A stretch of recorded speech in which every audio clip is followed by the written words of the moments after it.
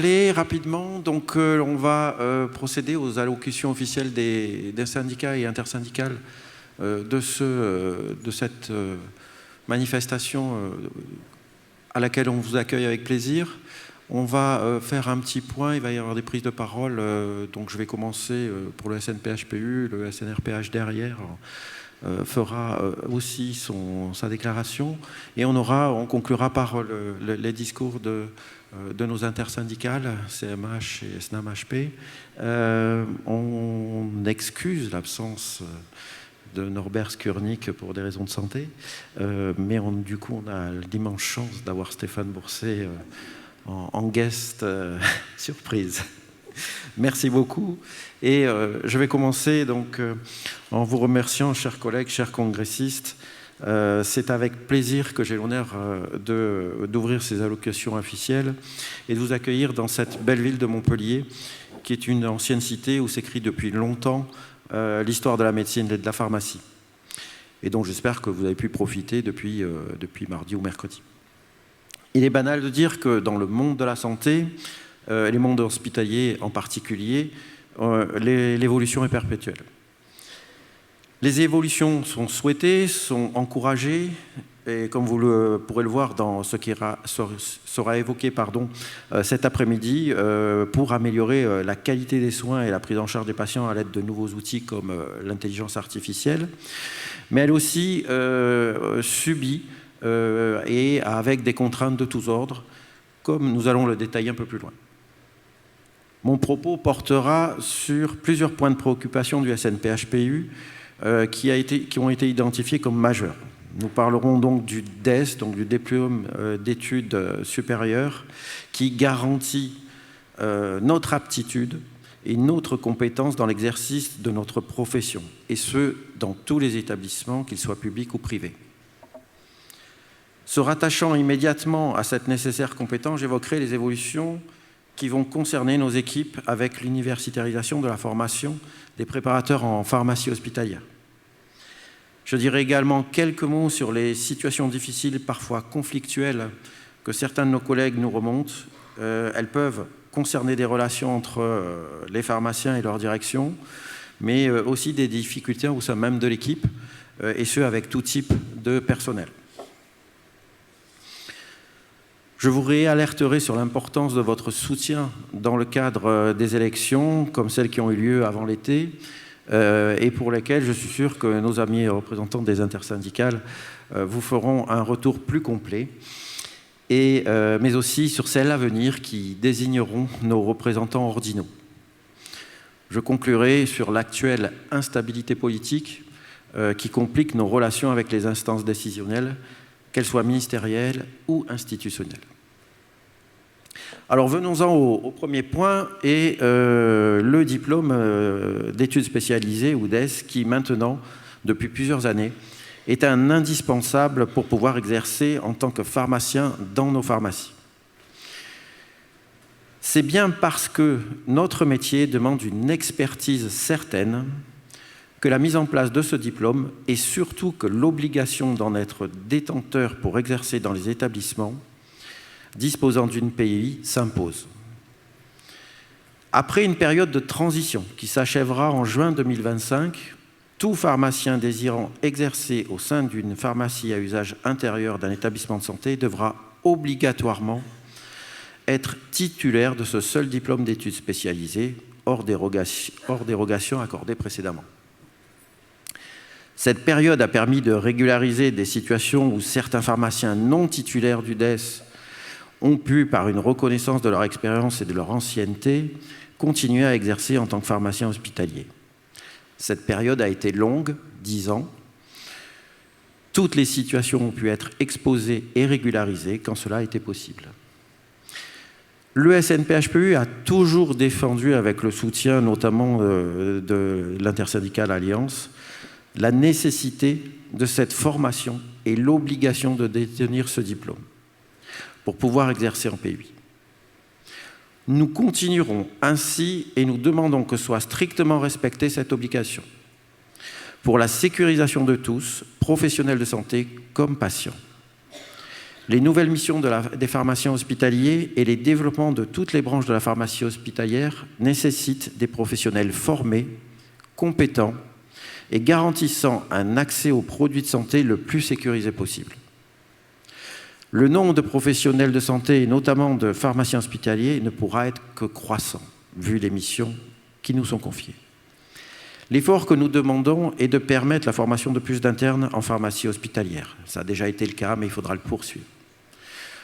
Nous observons ça et là des changements dans les activités que chaque professionnel de santé peut prendre en charge. S'il s'agit d'améliorer et de faciliter le travail de chacun, nous ne pouvons qu'être pour. Mais il ne s'agit en aucun cas de permettre par des mesures palliatives de compenser l'imprévoyance des différents responsables des politiques de santé au cours de ces dernières années. Nous demandons de s'abstenir de toute modification de textes réglementaires pour accéder à l'exercice de la pharmacie hospitalière en pharmacie à usage intérieur. Nous avons des propositions à faire valoir. Nous avons validé certaines propositions défendues par la section H de l'Ordre. Nous avons également des propositions pour permettre un accès à cette formation à d'autres moments de nos carrières professionnelles et pas uniquement en formation initiale. Mais nous serons intransigeants sur la nécessité de disposer de ce diplôme pour garantir la formation, une formation de qualité et nécessaire à notre pratique quotidienne. Notre constance dans ce domaine n'est plus à prouver quand d'autres ne s'émouvaient pas de l'idée permettant à des pharmaciens officinaux, déjà eux-mêmes en grande difficulté de recrutement, de pouvoir exercer en PUI. Ce qui vient d'être dit a été pour partie clairement entendu pour ce qui concerne nos collaborateurs, que sont les préparateurs en pharmacie hospitalière. En effet, depuis le 31 juillet 2024, un arrêté relatif au diplôme d'État de préparateur en pharmacie hospitalière et un décret attribuant le grade de licence aux titulaires du diplôme d'État de préparateur en pharmacie hospitalière consacrent l'universitarisation, c'est dur à dire, de leur formation. Cette formation se veut plus complète, s'empare de sujets en plein développement comme la pharmacie clinique, et permettra probablement de pouvoir compter sur des collaborateurs plus compétents et plus à même à nous seconder. Mais n'a-t-on pas mis la charrue avant les bœufs? En améliorant la formation de ces préparateurs en pharmacie hospitalière, pour pouvoir travailler dans une pharmacie à usage intérieur d'un établissement de santé public, il faut être détenteur de ce diplôme de PPH, alors qu'il n'en est nul besoin dans une PUI d'établissement privé. Ce qui est demandé pour les pharmaciens, que l'établissement soit public ou privé, c'est d'avoir un pharmacien titulaire de DES. Pourquoi n'en serait-il pas de même avec les préparateurs? Ne va-t-on pas encore accélérer le décalage entre les établissements publics et les établissements privés, à la fois en termes de compétences, mais aussi de rémunération et donc de recrutement? Recrutement qui pose déjà problème, car nombreux sont les PUI d'établissements publics où tous les préparateurs ne sont pas forcément PPH, même si des engagements sont pris de part et d'autre pour régulariser leur situation en leur permettant ensuite de s'inscrire et de suivre des enseignements du diplôme de PPH. Mais attention aux délégations de tâches ou de missions que l'on pourrait être tenté de mettre en place en considérant que nos missions d'encadrement et de contrôle s'en trouvent allégées par la mise en place de ce diplôme. Référons-nous toujours à la réglementation et en particulier au Code de la santé publique pour savoir jusqu'où déléguer en toute sécurité. On le voit, notre exercice est déjà difficile par l'ensemble des sujets que nous traitons et nécessite encore une fois une expertise et une bonne compréhension des enjeux qu'il sous-tend. À cela se rajoutent nécessairement des aspects organisationnels et managériaux, indispensables au bon fonctionnement de l'équipe pharmaceutique et à sa bonne intégration au fonctionnement de l'hôpital dans lequel il s'inscrit. Rien que cela est déjà compliqué à bien orchestrer et nécessite des efforts quotidiens de la part du pharmacien gérant, de la PUI et de son équipe d'encadrement. Mais hélas, il arrive parfois que cela se complique avec l'apparition de situations conflictuelles, soit avec l'équipe de direction, soit avec l'équipe pharmaceutique, et ce, quel que soit le grade des personnes impliquées. Dans les situations les plus compliquées, tout se mélange, les uns utilisant les autres tour à tour pour finalement bloquer des situations qui, si elles n'avaient pas été prises, enfin si elles avaient été plutôt prises à temps, dans un esprit réel d'apaisement, auraient pu se régler sereinement. Des instances de médiation existent au niveau des CME comme des ARS. N'hésitez pas très précocement à les saisir pour aplanir les situations qui le peuvent. N'hésitez pas non plus à nous saisir, nous, le SNPHPU. Nous répondons toujours à vos demandes, certes parfois avec un peu de délai, mais toujours après avoir étudié l'objet de vos questions et pour vous fournir des réponses les plus complètes. Nous vous avons depuis des années encouragé à souscrire un contrat d'assurance en responsabilité civile complété par une protection juridique professionnelle. Car même si dans certains cas, vous pourrez bénéficier de la protection juridique de l'établissement en cas de fonte non détachable de service, vous pourrez certaines fois vous retrouver dans des situations où elle ne pourra vous être accordée. C'est pourquoi, depuis cette année, notre cotisation inclut une RCP, protection juridique, qui pourra être activée dès que de besoin. Je vous invite à passer sur notre stand pour vous renseigner à ce sujet si nécessaire. Abordons maintenant un autre point important. Je veux parler de notre représentation au sein des diverses institutions. Le SNPHPE vous représente au niveau national, mais aussi au niveau européen, en étant membre de l'EHP. Notre session de cette fin de journée en témoignera. Et également au niveau international, car nous adhérons à la FIP. Nous tirons notre légitimité de votre participation aux différents scrutins nationaux, comme ceux organisés en juin de cette année, pour les élections professionnelles. Afin de désigner nos représentants du Conseil supérieur des personnels médicaux, odontologistes et pharmaceutiques, à la Commission statutaire nationale et au Conseil de discipline. Je tiens à remercier tous ceux qui ont pris un petit moment de leur temps pour nous apporter leur voix à ces différents scrutins. Il y a eu quelques difficultés techniques qui ont pu rebuter certains, mais soyez convaincus de l'utilité de vos votes et soyez persévérants quand il le faut.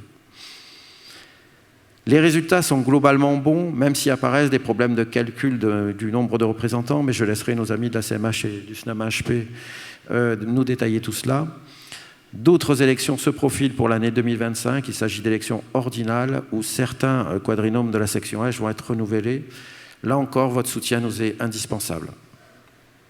C'est parce que nous vous représentons dans ces instances que nous pouvons faire entendre vos voix, vos questionnements, vos préoccupations et vos revendications. La force de votre représentation dépend directement de votre participation à tous ces votes auxquels nous nous portons candidats. Je vous remercie par avance pour votre mobilisation. Dernier point d'actualité s'il en est, la difficulté à faire progresser les dossiers qui nous concernent du fait de l'instabilité politique. Nous avons tous été surpris de l'organisation inattendue d'élections législatives peu de temps après les élections européennes. Les résultats de ces législatives ont conduit à une longue période d'incertitude quant au nouveau gouvernement qui devait en découler. C'est finalement depuis le week-end dernier que nous connaissons notre nouvelle ministre de la Santé, qui maintenant est de plein exercice, ou en tout cas qui l'est redevenue, Madame Geneviève Darrieussecq, dont nous ne doutons pas de son expérience professionnelle comme politique et qui la rendent à même à comprendre et à traiter l'ensemble des sujets urgents dans le domaine de la santé présentes à l'heure actuelle. Pour ce qui nous concerne directement, j'en vois au moins 3. Le premier est l'attractivité des métiers de la santé et en particulier des carrières hospitalières dont celles des praticiens que nous sommes. Si des efforts ont été consentis lors du Ségur et même avant, notamment sur l'indemnité d'engagement de service public exclusif et sur l'entrée en carrière des nouveaux praticiens, il semble que nous soyons au milieu du gué. La redéfinition des échelons et particulièrement la durée des derniers échelons semble absolument nécessaire à revoir, car sinon, peu d'entre nous arriveront à bénéficier des derniers échelons de la grille actuelle. Autre point en relation est la nécessaire revalorisation des gardes astreintes et du temps de travail additionnel, en insistant sur les astreintes d'ailleurs qui auraient dû déjà l'être et pour lesquelles rien n'a été fait. Il est important pour fidéliser les praticiens titulaires plutôt que d'avoir recours à un intérim coûteux et injuste pour tous ceux qui portent au quotidien l'organisation et l'activité des services dans lesquels ils officient. Ces revalorisations doivent être les plus équitables possibles et quelle que soit la modalité choisie pour que cela ne conduise pas à des écarts de rémunération trop flagrants ou des situations de récupération imposées par les directions. Le second sujet est la difficulté à travailler sur tous les dossiers qui nous préoccupent du fait du renouvellement fréquent du ministre de la Santé, mais aussi des directions qui l'assistent, dont la DGS et la DGOS. En effet, depuis le second mandat du président Macron, Madame Geneviève Darrieussecq est la 6e ministre en 2 ans à occuper ce poste. Cela a des impacts sur tout le fonctionnement du ministère et rend difficile le suivi des travaux en cours.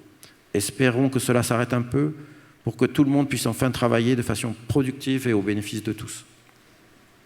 Le troisième et dernier sujet sur lequel je voudrais alerter le ministère, c'est les ruptures d'approvisionnement en produits de santé, aussi bien en médicaments qu'en dispositifs médicaux. Ce problème n'est hélas pas nouveau et semble loin de s'arranger. Sur la dernière année, il s'est aggravé 30% pour ce qui concerne les médicaments. Il devient extrêmement chronophage de tous les traiter quasiment quotidiennement des tensions, des contingentements, médicalisés ou pas, des ruptures avec ou sans délai. C'est une désorganisation importante pour nos services de soins et nous-mêmes, mais c'est surtout des substitutions ou des arbitrages à faire pour les premiers destinataires que sont nos patients. Plusieurs travaux ont été menés au cours de ces dernières années sans que les bénéfices de ceux-ci soient patents. Nous participons aux réunions du plan hivernal qui tente de limiter l'impact de ces ruptures sur les seules pathologies infectieuses hivernales en identifiant des molécules dites sentinelles, mais le sujet est bien plus vaste et à coup sûr bien plus complexe qu'il n'y paraît. C'est pourquoi nous vous prions de bien vouloir reprendre ce sujet à bras-le-corps et pour trouver enfin des solutions pérennes et réalistes. Nous serons toujours disponibles pour traiter ce sujet. Je conclurai en vous remerciant encore d'être présents sur ces 19e rencontres Convergence Santé-Hôpital. Je vous souhaite des sessions et des débats riches et instructifs. Merci.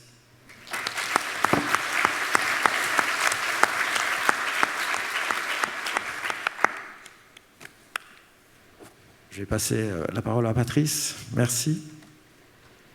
Je te remercie et je vous remercie tous, messieurs les présidents, et vous tous, chers consoeurs et confrères. Je suis ravi d'être ici, d'autant plus que je suis montpelliérain et aveyronnais, en fait, toute ma famille est ici. Alors moi, je suis radiopharmacien, donc je vais parler de quoi? Bien sûr, de radiopharmacie. Et je veux défendre l'exercice de la radiopharmacie. Donc, je vais parler un peu d'historique.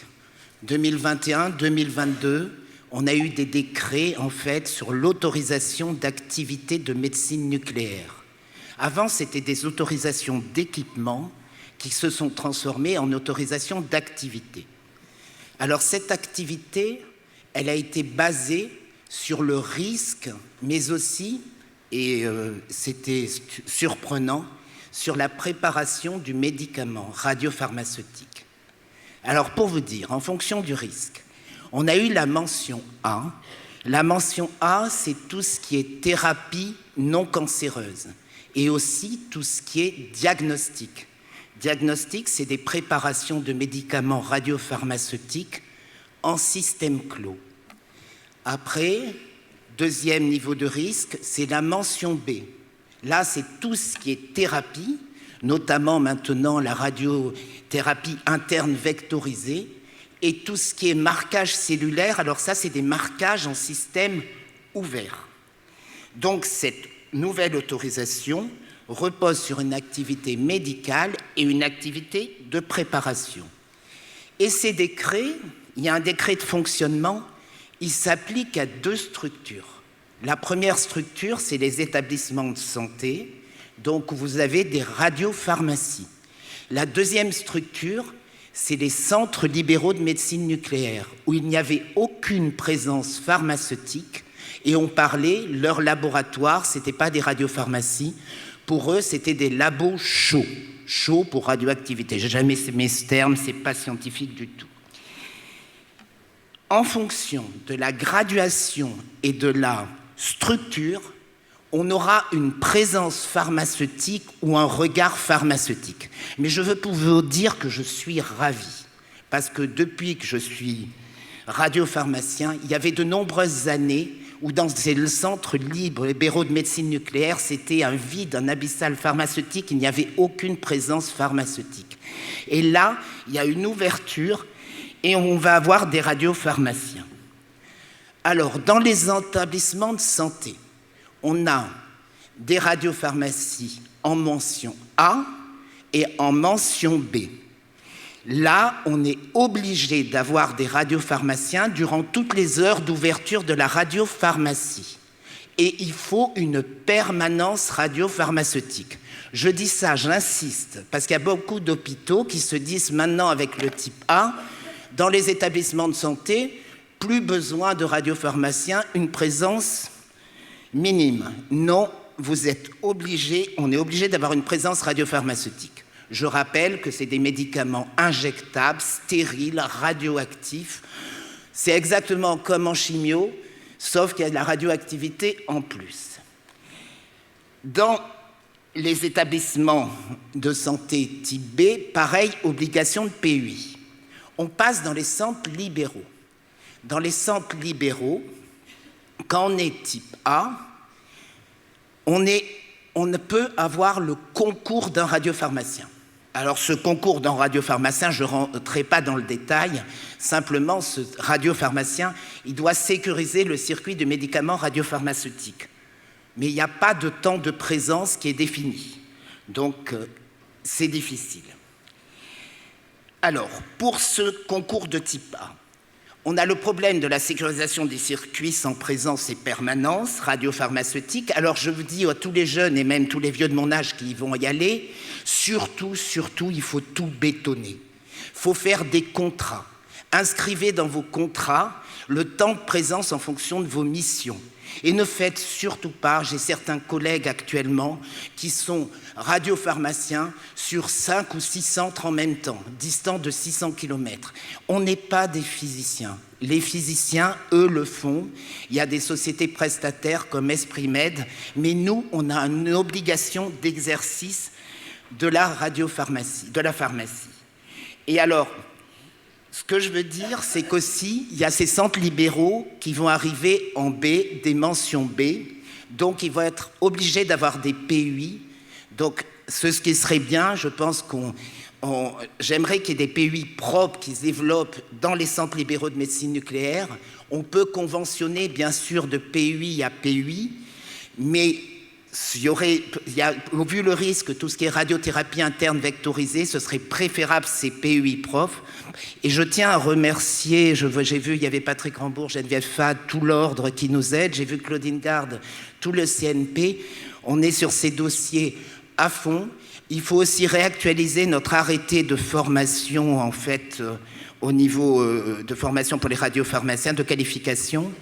Et toutes ces ouvertures dans les centres libéraux, ça va entraîner des postes et j'aimerais bien, ce serait bien que le nombre d'internes formés en radiopharmacie puisse augmenter. Actuellement, au niveau de la formation, il y en a 50 qui sont en formation. Mais ce que je veux dire à tous les jeunes, il faut y aller. Il ne faut pas baisser votre culotte, il faut être vraiment culotté, vous foncez. On était, je me rappelle, il y a 15-20 ans, on arrivait en médecine nucléaire, la radiopharmacie, ça n'existe pas. Maintenant, il y a des permanences pharmaceutiques pratiquement partout dans les établissements de santé. Donc, allez-y à fond. Voilà, je vous remercie.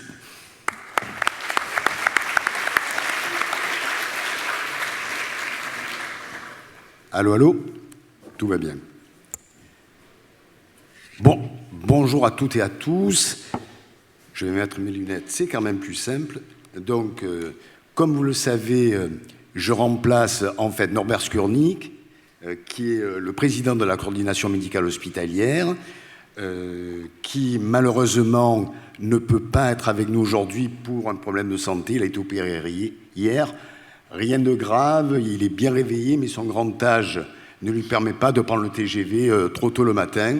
Et donc, je vais essayer de le remplacer, bien qu'il soit totalement irremplaçable, vu sa connaissance du syndicalisme français et des différents ministères et de tout ce qui peut les entourer. Donc, comme je vous le disais, je vais vous parler en fait de deux choses. D'abord de notre succès électoral, parce qu'il est notable, et puis des difficultés que pour l'instant, nous avons par rapport à notre représentation syndicale. Je vais revenir là-dessus.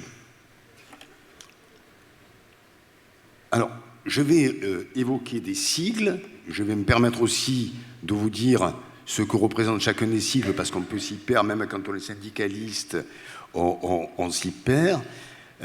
Donc, je suis personnellement membre du Bureau national de la CMH, qui est la coordination médicale hospitalière, et je suis membre du secrétariat d'Alliance HP. Donc, j'ai le président à mes côtés, le professeur Sadek Beloussif, et l'ensemble de la coordination médicale hospitalière et du SNAM HP sont réunis autour d'un bandeau qui s'appelle Alliance Hôpital. Cette coordination médicale hospitalière, elle a été fondée, en fait, ça fait longtemps, alors un peu après, comme va vous le dire Sadek, après le SNAM-HP, qui est le plus vieux syndicat français, mais elle a été fondée quand même en 1979. Elle représente une fédération de plusieurs syndicats qui... alors la liste est longue, vous avez des syndicats de psychiatres, l'IDEP, intersyndical de défense de l'exercice public hospitalier, dont j'étais président, dont je suis actuellement vice-président. Elle comprend des biologistes, des médecins, des chirurgiens, des réanimateurs, et elle contient bien sûr, cher Nicolas, cher Patrice, des pharmaciens et des radiopharmaciens. Je suis ravi d'ailleurs, Nicolas, d'être à tes côtés, puisque nous sommes tous les deux Marseillais et on a l'habitude de travailler ensemble au niveau de la commission régionale paritaire PACA. Et je voulais te remercier aussi, Patrice, je me permets, toujours pour ton enthousiasme. C'est toujours vraiment très plaisant de t'écouter par la passion qui est la tienne quand tu exposes ton métier. Alors, je voulais te le dire très sincèrement. Donc ce matin, je vais vous parler plus spécifiquement des élections professionnelles médicales qui se sont déroulées du 11 au 18 juin 2024, auxquelles vous avez participé, et qui ont été un grand succès pour notre union syndicale, qu'on a appelée Unis ensemble pour la défense de l'hôpital, qui est une union composée par la CMH, le SNAM-HP, avec SADEC, et l'INPH. L'ensemble du collège électoral de près de 95 000 praticiens exerçant au niveau des hôpitaux publics. Vous avez 6 440 HU, vous avez 49 527 PH et 38 211 contractuels. Ils ont voté, nous avons voté dans des proportions un peu plus faibles que lors des élections professionnelles de 2019. C'est notre alliance, CMH, SNAM-HP, INPH, qui est arrivée en tête dans les 3 élections, puisque vous aviez 3 élections. La première, le CSPM, Conseil supérieur des professions médicales, odontologiques et pharmaceutiques, la Commission statutaire nationale et le Conseil de discipline. En ce qui concerne le CSPM, d'abord, je vous remercie parce que grâce à vos votes, j'ai pu être élu au sein du CSPM. Je vous rappelle que le CSPM, ce Conseil supérieur des professions médicales, odontologiques et pharmaceutiques, donne un avis sur tout ce qui touche de près ou de loin aux lois, aux décrets, aux statuts des personnels médicaux, odontologiques et pharmaceutiques. Mais donc nous avons obtenu 7 sièges sur 15 au CSPM. C'était une élection qui était organisée par la Direction générale de l'offre de soins et nous avons obtenu 49 des 84 sièges aux commissions nationales statutaires et au conseil de discipline. À l'occasion de ces élections, il y a eu un fait nouveau, c'est l'arrivée de 3 nouveaux syndicats que nous n'avions pas avant sur le devant de la scène. Le premier, c'est Jeunes médecins, le second SNMH-FO, et le troisième, c'est la CGT, après sa séparation d'AMUF-CGT. Et ils ont présenté des listes de candidats, alors qu'ils n'étaient pas donc présents en 2019, et malgré cela, notre union syndicale a remporté la majorité des sièges. Je me réjouis, bien entendu, de savourer ce succès avec vous toutes et tous. Cette élection professionnelle, toutefois, a été émaillée de graves difficultés techniques, Nicolas en a parlé tout à l'heure, au cours du scrutin, puisque vous avez le scrutin qui a été bloqué, certains d'entre vous ont essayé de voter, ils n'ont pas pu, certains ont essayé, ils n'ont pas pu, certains y sont revenus, certains ont abandonné, tandis qu'on avait d'ailleurs prévenu la Direction générale de l'offre de soins que ça allait mal se passer. Donc, malgré nos conseils, ça s'est mal passé. Et donc, nous avons demandé au ministère qu'un retour d'expérience soit organisé avec les syndicats représentatifs des personnels médicaux participant à ces élections. Il nous apparaît essentiel de mettre en place un mode de vote électronique efficace et fiable, si possible dans le cadre du plan santé numérique, afin d'organiser au mieux la vie syndicale et démocratique au sein de nos hôpitaux publics. Mais malgré ce succès, nous avons un gros problème, et on va le dire à deux voix avec SADEC. Je vais commencer. C'est en fait qu'il apparaît que malgré ce succès, l'attribution des équivalents temps plein syndicaux nous serait défavorable. APH, Avenir Hospitalier, obtiendrait, selon cet arbitrage, 9 équivalents temps plein, 7 pour nous et 2 pour jeunes médecins.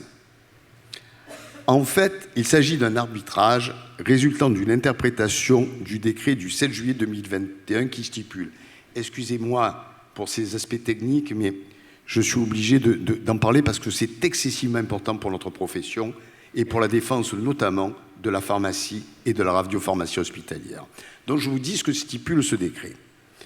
Un crédit global de temps syndical annuel est alloué à l'ensemble des organisations syndicales représentées au Conseil supérieur des personnels médicaux, odontologiques et pharmaceutiques.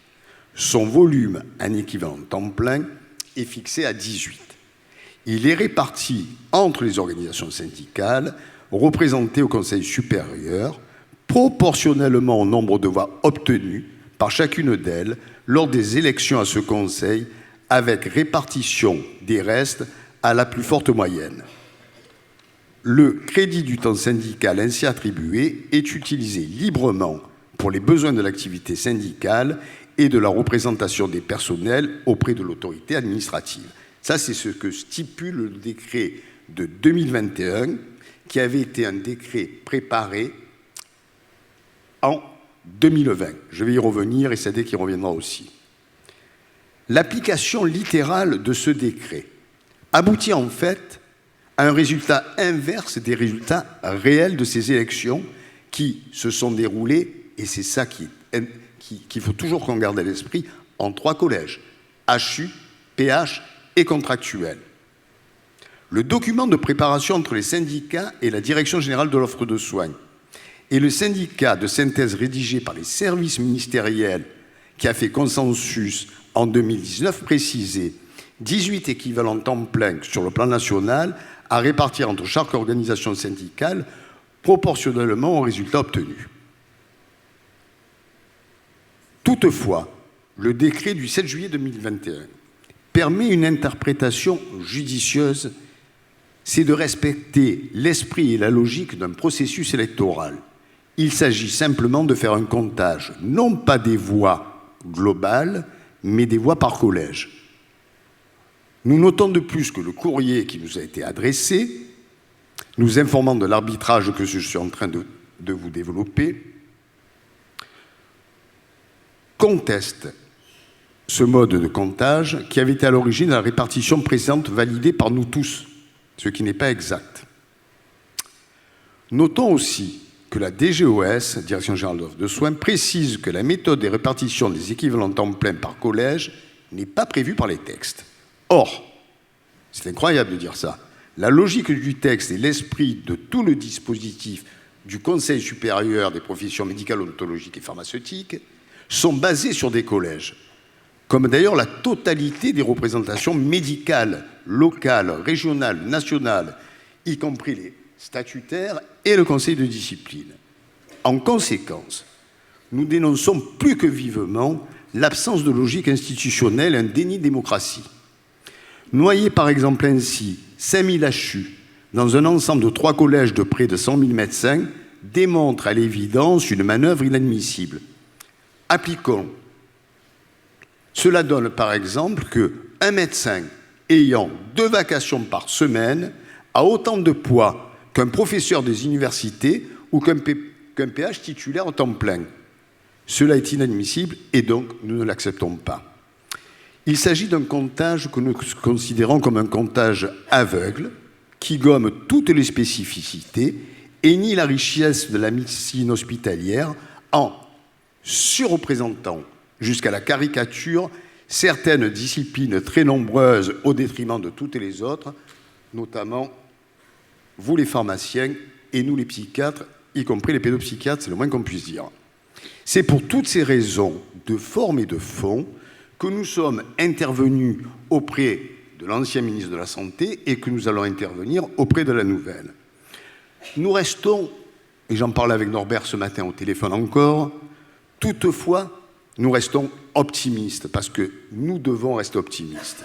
Et nous pensons que nous obtiendrons un nouvel arbitrage pour un comptage plus réaliste par collège et afin de prendre un nouveau décret ou de prendre des mesures discrétionnaires pour corriger ces anomalies.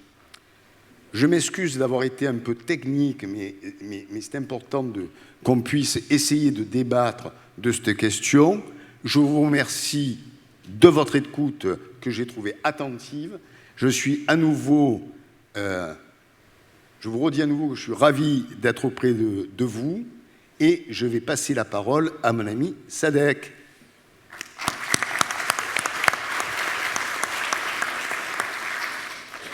Merci beaucoup Stéphane. Effectivement, on a eu une année électorale très très riche pour le pays au sens large, mais aussi dense pour la médecine hospitalière. Et vous avez vu, Stéphane vous a bien expliqué que pour ce fameux CSPM qui a 15 sièges au total, nous avons le paradoxe d'avoir, nous avons obtenu le plus de sièges, puisque nous en avons eu 7, que nos concurrents principaux ont eu 6 et que Jeune Médecin a eu 2, et qu'on se retrouve minoré par un compte finalement en voie et pas un compte en collège qui rétablit, lui, la réalité de ce qu'est l'hôpital, avec le collège 1 des universitaires, le collège 2 de tous les praticiens titulaires qui sont là, et le collège 3, celui des contractuels. Et pour nous, en fait, c'est toute la procédure du dialogue syndical qui vient des éléments de représentativité médicale et syndicale, qui vient des commissions statutaires, qui risque d'être mis à mal. Avec les commissions statutaires, on a les 7 grandes disciplines qui sont représentées, avec la médecine, la chirurgie, la pharmacie, l'anesthésie-réa, la radio, la biologie, la psychiatrie. Donc c'est tout le champ de toute la médecine hospitalière. Et pour être reconnu comme représentatif, il faut avoir des élus dans au moins 10% des voix du corps électoral et dans au moins 2 de ces grandes disciplines. Quelqu'un qui serait reconnu que en médecine et pas dans tout le reste, finalement, on voit bien que c'est pas quelque chose, ce serait pas un syndicat qui représente tout cet ensemble-là. Et donc, ça, c'est ce qui réalise le dialogue syndical, qui va donner de pouvoir échanger, capacité d'aller au bout des dossiers. Et c'est ça, la vraie fer de lance de la discussion qu'on a avec les pouvoirs publics et puis avec la DGOS. Le CSPM, le Conseil supérieur des professions médicales, il est là finalement simplement pour appliquer en aval de toutes les négociations et constatations qui ont été faites. Il est là que pour signer formellement les choses. C'est pas là qu'a lieu le vrai lieu du dialogue syndical, c'est en amont avec les syndicats qui sont représentatifs. Et en fait, ça, ce n'est pas une simple discussion syndico-syndicale qui intéresserait que les professionnels de la profession. C'est une défense de la médecine hospitalière au sens large, avec ses spécificités, sa richesse, son engagement et ses valeurs. Et pour nous, cette question, elle est simple et elle est essentielle, parce qu'elle renvoie à la définition, à la signification, à la valeur et au fond, c'est-à-dire au sens que nous mettons dans notre travail. Bien sûr, à l'hôpital, j'ai tel ou tel statut, mais j'ai aussi telle ou telle discipline. Je ne peux pas gommer les spécificités de la pharmacie ou de la radiopharmacie en disant « mais non, ça rentre simplement dans le cadre général d'un praticien titulaire. » Nous avons des spécificités. Alors bien sûr, on aurait préféré, pour ce message d'ambiance générale, avoir des propos plus centrés sur le fond que sur cette forme électorale, sur cette tambouille électorale. Mais Victor Hugo disait la forme, c'est le fond qui remonte à la surface. Cette forme-là, ce mode d'emploi que l'on a de la représentativité, c'est cette forme qui conduit directement au sens, et donc potentiellement à la question de perte de sens. Et c'est ça qui inclut tout. Les salaires, les statuts, le temps de travail, les retraites, la gouvernance, l'attractivité, ce sont tous ces moyens qui nous permettent de soigner finalement dignement les patients dont on a la charge. Et ça fait qu'on n'oublie pas du tout les questions essentielles, celles qui ont été rappelées par Nicolas Coste. Je ne vais pas être redondant, mais il a cité attractivité, les améliorations salariales et les valorisations d'échelons qui sont absolument essentielles, la valorisation de la permanence des soins avec les gardes et les astreintes et qui nous touchent tous, la médicalisation de la gouvernance, et comme il est économe, il aurait pu rajouter la pertinence des soins, leur qualité, l'innovation, le développement d'indicateurs, la simplification administrative, la lutte contre la bureaucratie, et c'est un travail de tous les instants, et ça démarre avec la réforme du concours de PH jusqu'à nos différents statuts et jusqu'à la simplification du DPC. Là, ce matin, on avait une annonce de la Cour des comptes qui disait que finalement, le dossier personnel, professionnel continu, faut peut-être le revoir et peut-être qu'il n'est pas obligatoire et autres. Enfin, on sait bien que nous sommes dans des métiers à très haute valeur ajoutée, où l'innovation a un élément clé, où la moitié des connaissances scientifiques se périment en 5 ans. Le projet personnel, le développement personnel, la formation médicale continue, c'est un impératif. Et c'est pas parce qu'on nous a construit une usine à gaz qu'il faut jeter le bébé avec l'eau du bain et puis il faut sortir ça. Et nous serons absolument attentifs pour pouvoir faire. Et finalement, ça, c'est une sorte de dernière illustration du fait qu'on voit que l'hôpital, il est suradministré et il est sous-géré. Ça, des administrateurs, on en a, ouais. On ne peut pas reprendre De Gaulle avec les chercheurs qui cherchent, on en trouve, les chercheurs qui trouvent, on en cherche. L'hôpital, il est suradministré, il est sous-géré. On a absolument la nécessité de reconnaître ce que l'on fait. Et Stéphane Bourset a bien insisté sur le comment de la réforme et de l'action syndicale. Je vais essayer de dire un mot sur le pourquoi. Pourquoi est-ce que je m'engage en syndicalisme ? Eh bien, à chaque fois, c'est très étonnant de voir, on a vraiment un dénominateur commun qui est la lutte contre l'injustice, la lutte contre les préjugés. C'est la volonté de dire que l'homme n'est pas qu'un loup pour l'homme et que du bien est possible. Du bien est possible. Mais le diable est dans les détails, ou dans la formulation de ce qu'on dit.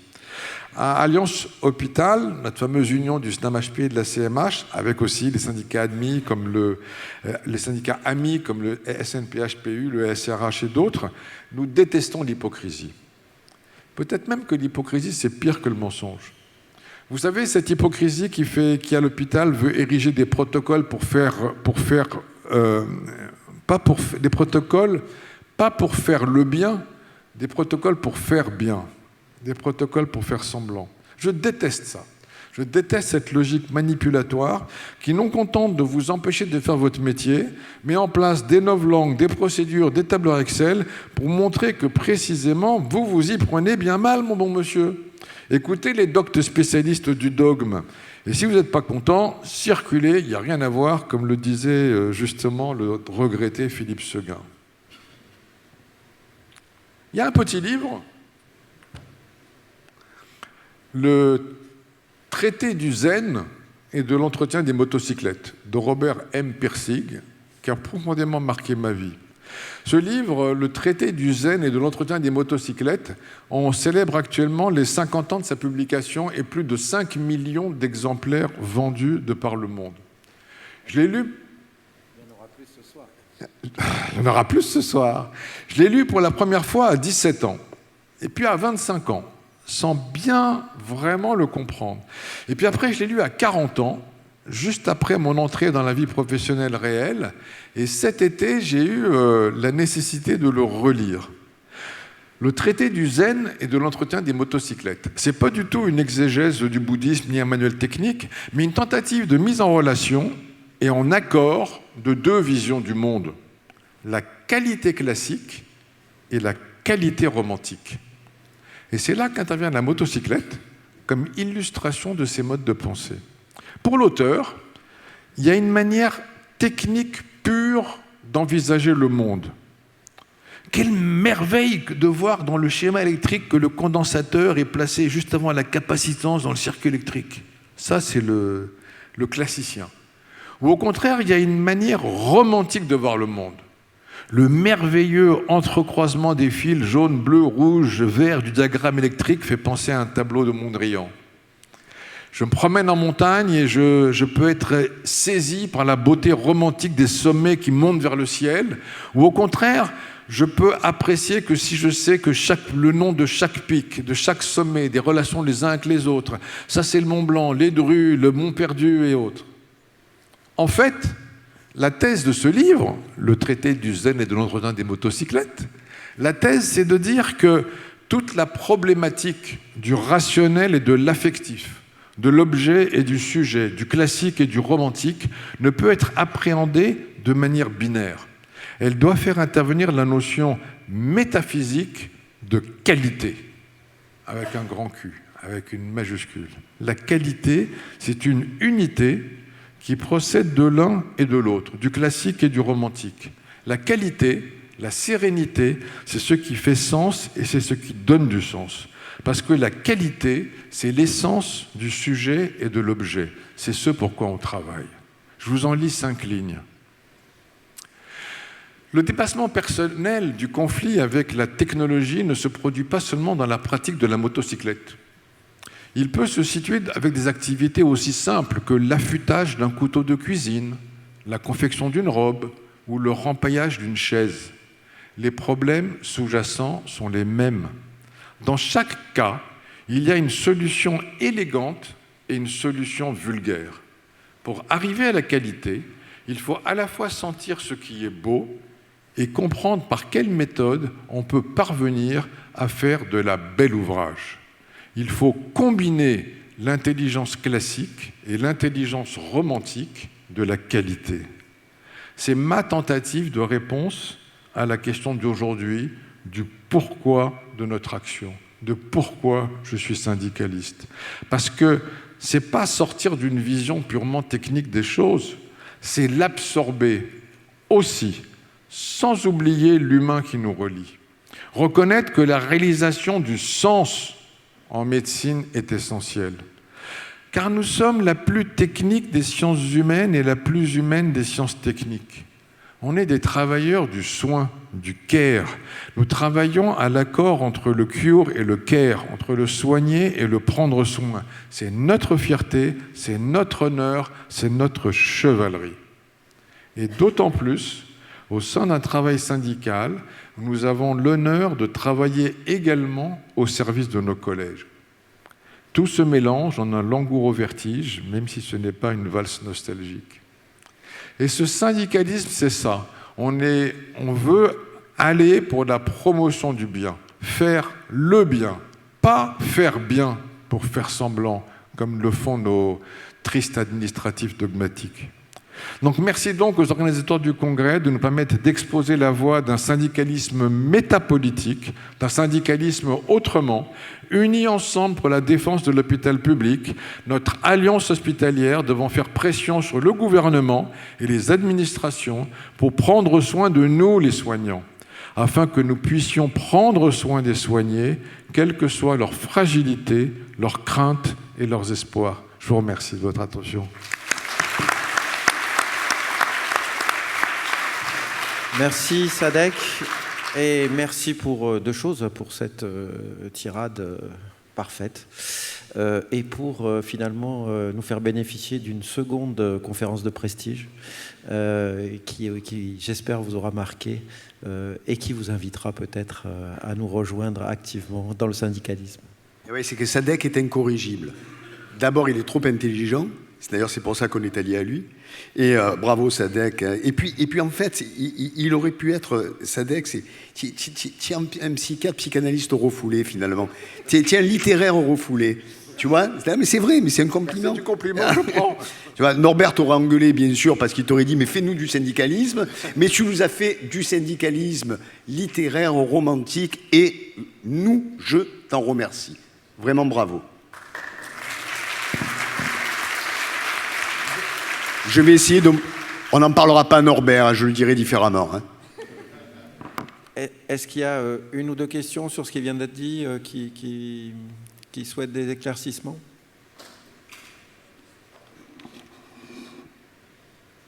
Si tout est clair, et je t'en prie. Permets juste de rajouter quelque chose par rapport à ce qu'a dit Nicolas tout à l'heure.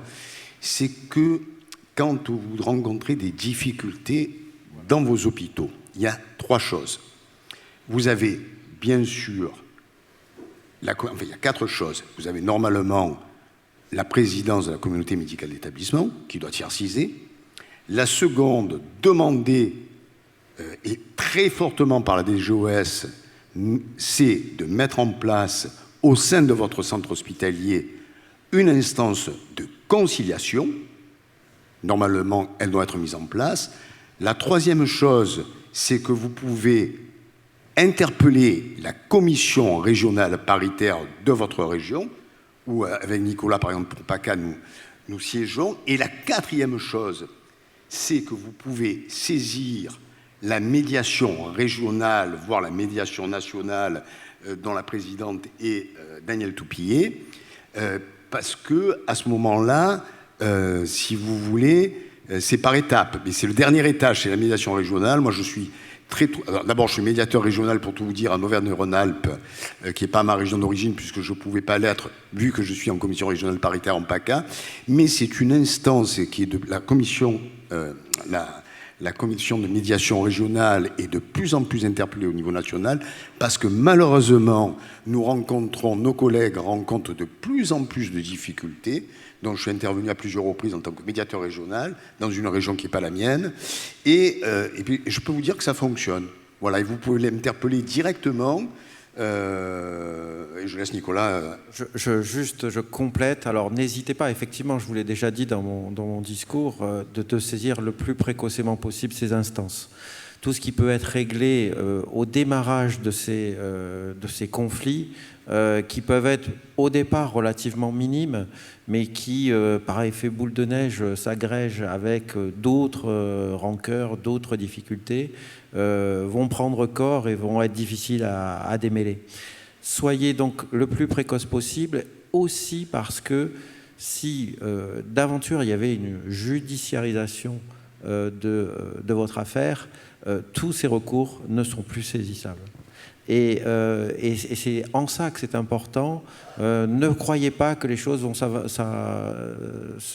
s'aplanir toutes seules. Il vaut mieux mettre les choses au clair le plus rapidement possible pour éviter ce genre de situation. Après, on connaît les établissements, on connaît les directions, on connaît les jeux d'intérêt, certaines fois avec certaines CME. On connaît malgré tout les difficultés que vous pouvez avoir à faire confiance en ces institutions. Cependant, utilisez-les, ça montrera votre bonne volonté à trouver une situation d'apaisement par rapport à ce qui est vécu dans votre établissement. Nicolas a 1000 fois raison d'insister sur le caractère précoce. Le travail d'un syndicat, c'est faire du prêt-à-porter, du sur-mesure. Le prêt-à-porter, c'est la partie générale qui va améliorer les statuts pour tous les praticiens, quels qu'ils soient. Le sur-mesure, c'est quand tel ou tel a un souci particulier. Il a absolument raison d'insister sur le caractère précoce et d'insister sur les différentes voies de recours, de proximité à l'échelon de l'hôpital. S'il y a un souci, il y a forcément un ami cher qui est plus proche, ou un président de CME, ou un vice-président de CME qui est là et qui peut aider. Si jamais ça commence à faire vinaigre et monter un peu dans les tours, le fait d'être accompagné d'un représentant syndical, je salue Pascal Lecor, là, qui se reconnaîtra sur un dossier qui a été extrêmement pénible et où il a, dans son CHU, défilé, enfin, pouvoir résoudre cette question extrêmement difficile. Donc, si jamais cette partie-là, c'est extrêmement important d'être accompagné d'un représentant qui agit d'un tiers de confiance et qui peut aider à calmer les choses. Si malgré tout ça, il n'y a pas, et puis ça monte, et que ça arrive sur la partie nationale, une fois que les différents mécanismes de médiation, de transition locaux ou régionaux, voire même nationaux sont passés, ça arrive sur le national beaucoup plus haut. D'habitude, ça fait 10 ans que je suis dans le syndicat, il y a 1-2 cas par an. L'année dernière, il y en a eu 7 pour des disciplines qui n'ont rien à voir les unes avec les autres. L'année précédente, c'était 5, alors qu'avant, c'était 1 à 2. Il se passe quelque chose, il y a une sorte de... Tu veux rajouter un mot, Stéphane? Il y a une forme de conflictualité ou de difficulté, ou de, je sais pas, psychiatre, ou de suite de la crise Covid, ou d'égoïsme, ou d'isolement, qui fait que je trouve que, sans faire du pathos, que le monde est plus dur et qu'on a besoin d'un peu de douceur dans ce monde de brut. Stéphane? Oui, il faut pas. J'essaie toujours d'être optimiste. Et c'est vrai que de plus en plus, malheureusement, vous savez, l'institution broie les femmes et les hommes. Hein. Voilà, c'est vieux comme le monde. Je me rappelle, un de mes maîtres en psychiatrie et président de la CME du centre hospitalier Toulon-la-Seine m'a toujours appris ça. Il m'a dit, Stéphane, méfie-toi, l'institution broie les femmes et les hommes. Eh bien, il avait tout à fait raison. Et malheureusement, actuellement, l'institution est en train de broyer beaucoup plus fort que ce qu'elle faisait avant. Et on se retrouve... Alors, c'est Jacques Glickman qui n'est pas là et moi, au sein d'Alliance, qui nous occupons beaucoup de ça. Et c'est vrai que entre, finalement, ces appels au niveau de notre intersyndicale et ce que je perçois et que je vois au niveau de la médiation, c'est vrai qu'il faut être excessivement vigilant et au premier signe, même chez des collègues, tu as tout à fait raison, mais vraiment Nicolas, et Sadek l'a repris, de souligner qu'il faut agir très très vite. Je vais finir par simplement vous dire que dans 4 ans, c'est les prochaines élections. On compte déjà sur vos votes, hein, parce que la route est longue et la pente ardue, et vraiment merci de votre écoute.